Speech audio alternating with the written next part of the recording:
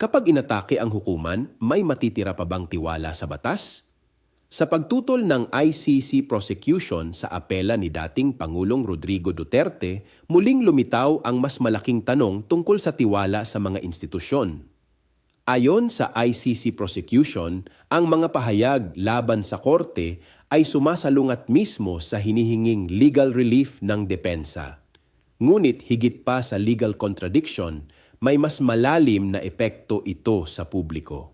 Kapag paulit-ulit na sinasabing corrupt o political lamang ang mga hukuman, unti-unting humihina ang tiwala ng mamamayan sa mismong proseso ng hustisya.